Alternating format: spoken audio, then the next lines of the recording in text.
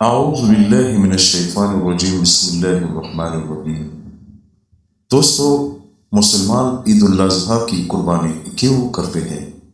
دوستو، آج ہمارا موضوع عید الاضحیٰ کی قربانی پر ہے۔ الحمدللہ رب العالمین والصلاة والسلام علی سید الانبیاء والمرسلین۔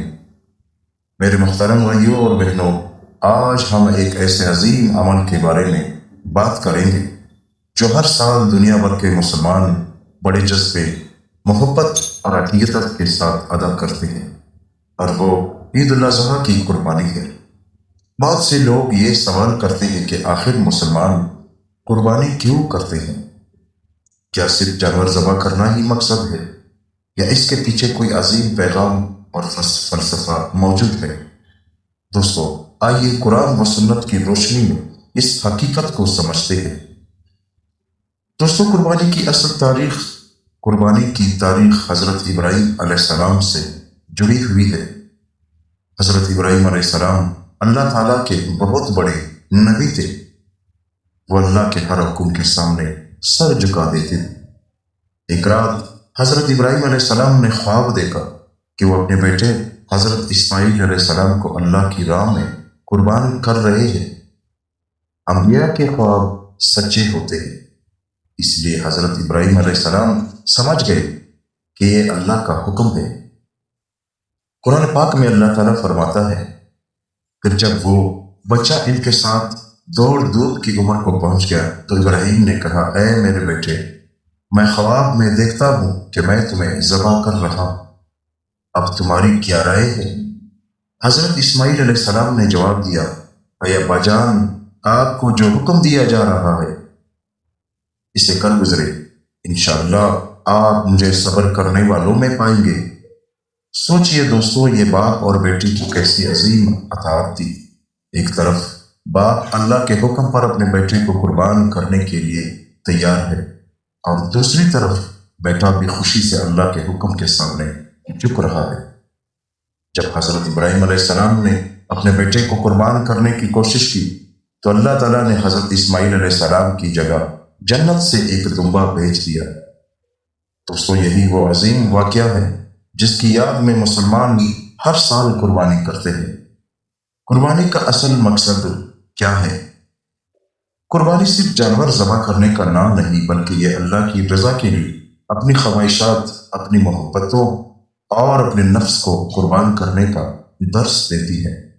قرآن پاک میں اللہ تعالیٰ فرماتا ہے، اللہ تک نہ ان کا گوشت پہنچتا ہے اور نہ خون، بلکہ اس تک تمہارا تقویٰ پہنچتا ہے۔ یعنی اللہ کو ہمارے جانوروں کی گوشت کی کوئی ضرورت نہیں، بلکہ اللہ ہمارے دلوں کا اخلاص دیکھتا ہے۔ اگر انسان کے دل میں تقویٰ، اخلاص اور اللہ کی محبت ہو تو قربانی قبول ہوتی ہے۔ قربانی ہمیں کیا سبق دیتی ہے دوستو؟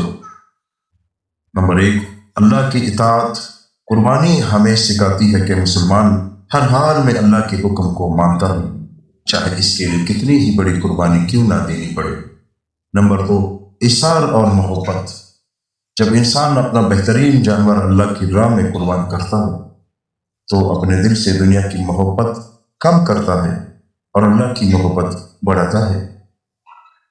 اس میں تیسرے نمبر پر ہے دوستو، غریبوں کی مدد۔ قربانی کا گوشت غریبوں، محتاجوں اور رشتہ داروں میں تقسیم کیا جاتا ہے تاکہ ہر مسلمان عید کی خوشیوں میں شریک ہو سکے۔ اسلام ایک ایسا دین ہے جو دوسروں کا خیال رکھنے کا درس دیتا ہے۔ قربانی کی فضیلت کیا ہے؟ نبی کریم صلی اللہ علیہ وآلہ وسلم نے فرمایا، قربانی کے دن انسان کا کوئی عمل اللہ کے نزدیک خون بہانے سے زیادہ محبوب نہیں۔ ایک اور حدیث میں آتا ہے کہ قربانی کے جانور کے ہر بال کے بدلے نیکی ملتی ہے۔ یہ اللہ کی بہت بڑی رحمت ہے کہ وہ ایک چھوٹے سے عمل پر بے شمار اجر عطا فرماتا ہے۔ دوستو، آج کے دور میں قربانی کا پیغام، آج انسان مادہ پرستی میں گم ہو چکا ہے۔ لوگ دولت، شہرت اور خواہشات کے غلام بنتے جا رہے ہیں۔ ایسے وقت میں قربانی ہمیں یاد دلاتی ہے کہ ایک مسلمان صرف اللہ کے لیے جیتا ہے۔ اگر ضرورت پڑے تو مسلمان اپنے آرام، اپنی خواہشات اور اپنی پسندیدہ چیزوں کو بھی اللہ کی رضا کے لیے چھوڑ دیتا ہے۔ دوستو، قربانی کا اصل مقصد صرف جانوروں کی نہیں بلکہ اپنے غرور، حسد، نفرت اور گناہوں کو چھوڑنے کی بھی ہے۔ اچھا دوستو، اب ذرا سائنس کی نظر میں اس پر روشنی ڈالتے ہیں۔ سائنسی اور معاشرتی فائدے: قربانی کے ذریعے معاشرے میں محبت اور بھائی چارہ پیدا ہوتا ہے اور یہ لوگوں تک بہترین خوراک پہنچتی ہے جس سے ان کی صحت بہتر ہوتی ہے۔ اس کے علاوہ جانوروں کی قربانی صفائی، نظم اور اجتماعی تعاون کا بھی درس دیتی ہے۔